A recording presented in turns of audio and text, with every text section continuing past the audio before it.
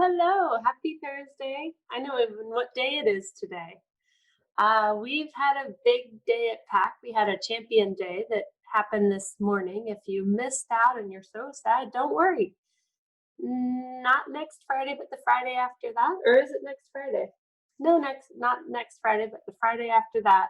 We're doing another one, June 5th. So if you missed out, don't worry. You will have a chance to join us again for learning some skills. Today, however, we are talking about PAC Consulting.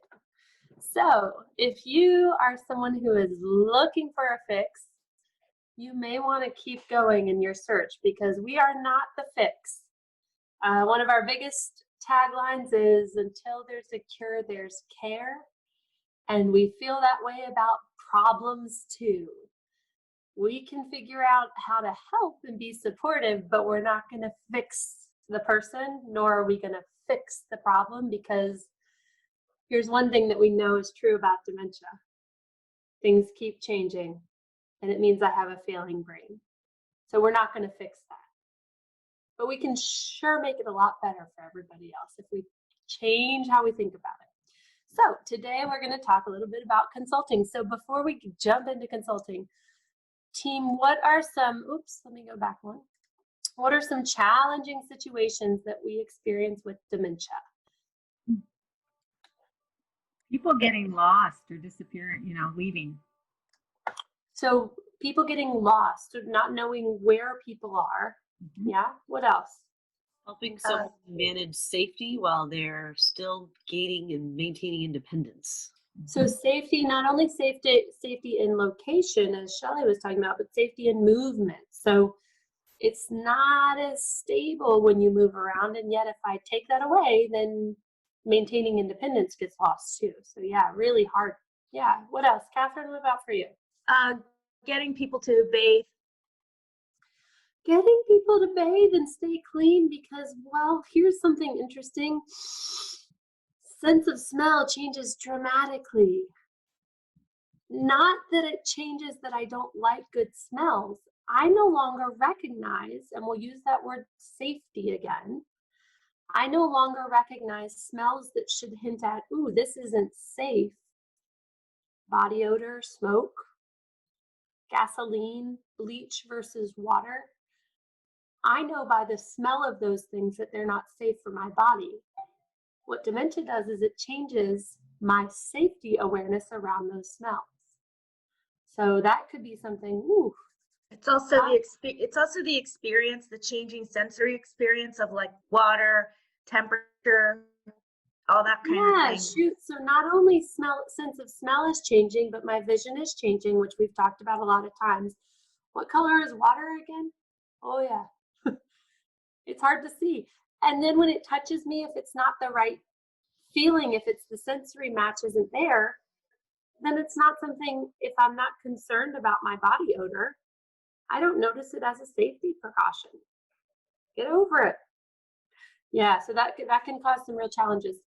So lots and lots of challenges. I'm sure we could go on. The list goes on, but are these all care related? So even just the few that the team brought up here, are they all related to care? Or are there other issues that happen as well? Yeah, some of them, a good chunk of the ones we brought up were care, but there's also then that relationship I want to have with my person. How does that change and how can it stay the same? Shoot, so if my husband, wife, dad, mom, brother, sister, son, daughter no longer recognizes me as that relationship, that's really different. That's not about care. That's about me knowing you and you knowing me and us being together in this thing. Yeah, what else might we see that's not care related? Emotions. Yeah, that's what I was thinking. Emotions, what else? Money. Housing, shoot. How many of you have millions saved up for your long-term care? Ooh. So that becomes a driving force. That's a pretty big issue when dementia enters the picture. So what changes when there's awareness or an unawareness around dementia? So, and I'm talking about the person living with dementia, but I'm also talking about care partners. What's different when there's an awareness on either person's side? Because do this with your hands, hold up 10 fingers and close down one hand. 50% of people living with dementia are the first ones who are aware that changes are happening. And 50% are unaware, and they think you're the one that's changing. So what happens when someone living with dementia or care partners have an awareness that, oh, this thing is dementia? There's something happening here. Does it change the relationship? Does it change the outcome? It sure can. It can, yeah. Does it always change it for the positive? No. Normally, No, shoot, because just because we know something is happening, if we don't know what to do about it, it can cause even more trouble, because now I'm pointing out all the things that I'm noticing. Or now I'm hiding away because I don't want anybody else to notice. So just having an awareness is a great first step, but then what do you do next? So at PAC, we believe it's awareness first, then knowledge, and then hold up that third finger. Those three fingers together make skills. Because if we can't figure out skills that go along with what we know and what we think is happening, then we could end up doing a lot of this. So, what do normal consultations offer? So when you normally go for a consult, what are you expecting to have happen? And it doesn't have to be a consult regarding dementia. It could be a paint consultation. It could be a, some form of elbow injury consultation. What are you expecting to have happen at the end of the consult? they're going to fix the They problem. tell you what to do. They tell you what to do, and they're going to fix the problem. Yeah, shoot. So what's different about PAC Consulting? So that's what we're going to figure out today. I'm sure you're getting the hang of it after a few days of learning about how we do things differently, but we'll check it out. So here were some of those problems that we talked about. And you'll notice this is a really big list. This can get a little overwhelming. How well do you think people's brains are functioning when dementia's in the picture?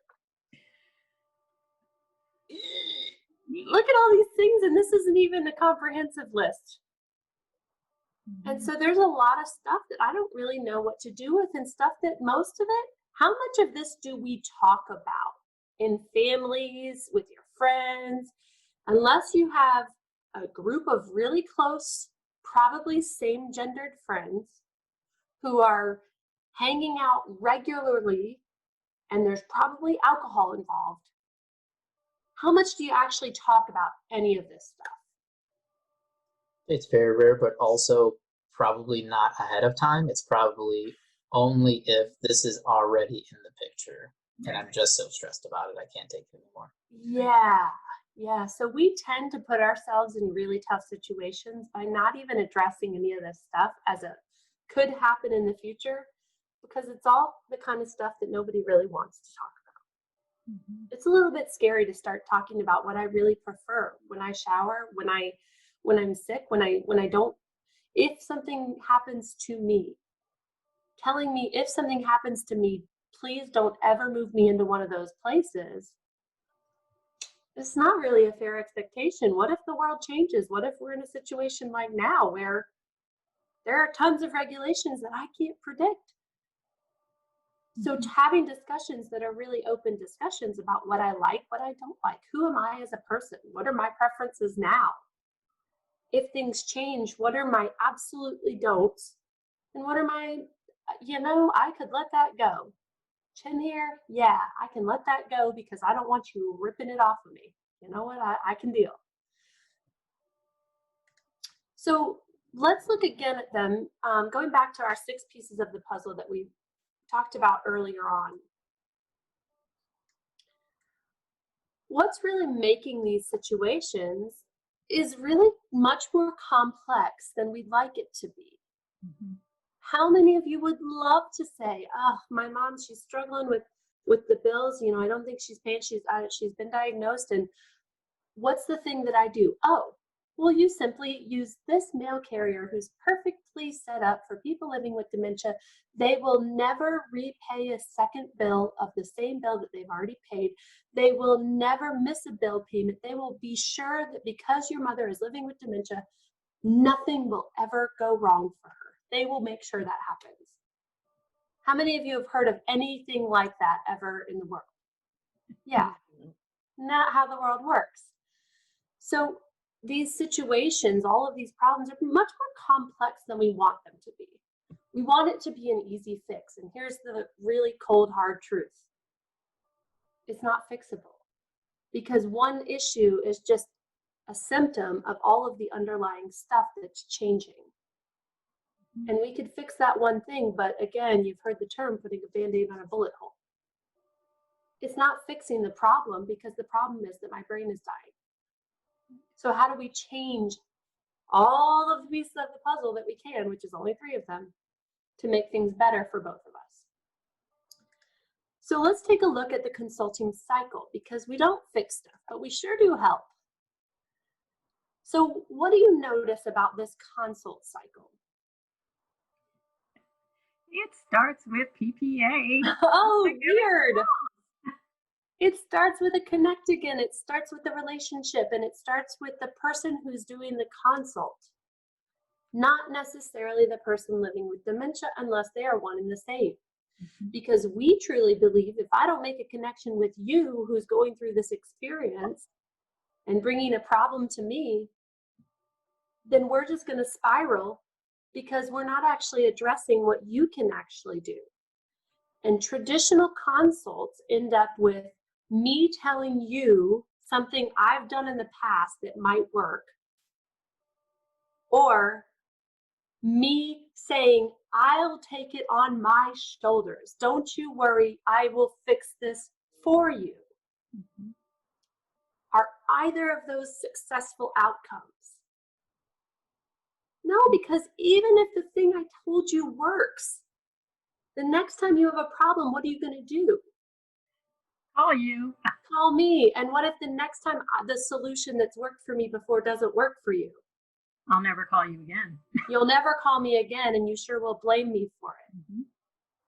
Oh, well, that puts me a whole lot of pressure on me as the consult. So this idea of consulting, we're trying to, again, take all the pressure off of the consultant to fix a solution, to fix a problem that can't be fixed, and instead saying, okay, let's look at this objectively. Tell me more about it. What else do you notice happening?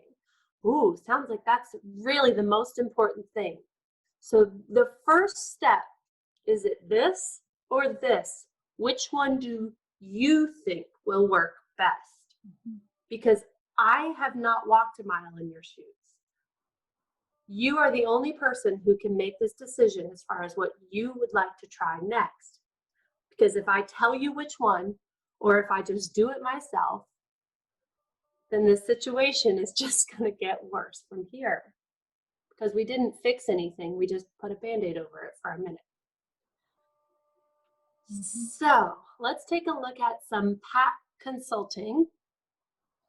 Hopefully this works. We shall see.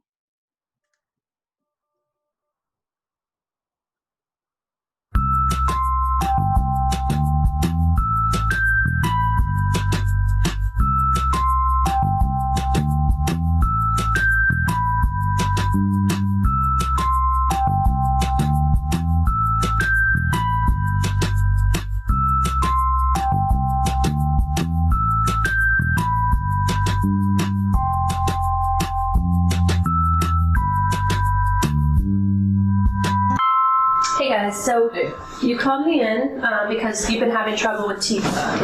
So tell me a little bit about what's been going on. Well, every time you try and do anything with her, she's also angry and She's angry. Are you getting the same angry and She just aggressive? resists everything. Like, Yeah. you can't get anything done with her without fight. language and Yeah. yeah. It's Okay. just like, It's just like bruises angry everywhere. all the time. Yeah. And when is it happening? Well, I don't see her. Well, the last time was I tried to get up out of bed. She's supposed to be up out of bed every 2 Out of hours. bed. So And I was trying to get out. All I was trying to get out of that chair into a wheelchair. Oh, She was into a asleep. wheelchair. She was That's the asleep, hard and part. she's much better off sleeping. Okay, in so bed. Right. here's the thing. Oh, so when she's sleeping, she was sleeping. She was sleeping. Yeah. So it's when she's sleeping. Much better. In Okay, bed. so here's what we're gonna try moving forward is when she's sleeping and you're gonna approach her, you wanna start at a joint, okay? Rather than touching her anywhere else. So you're gonna start at a joint and you guys are gonna wake her up that way, okay? So that's what you're gonna try next. All right, now do you wanna see me do it or do you guys can do it yourselves? Was- Okay, so I'm gonna pause this there. What are you guys noticing?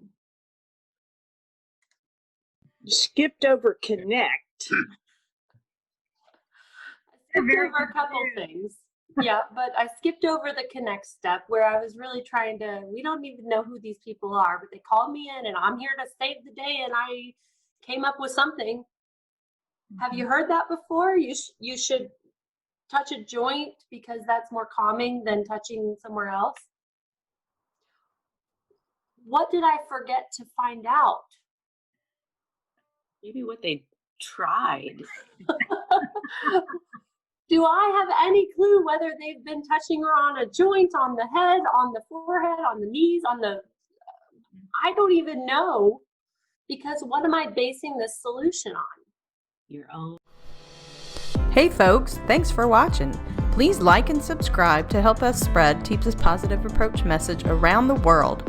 And don't forget to click the bell to get notified when new videos are posted.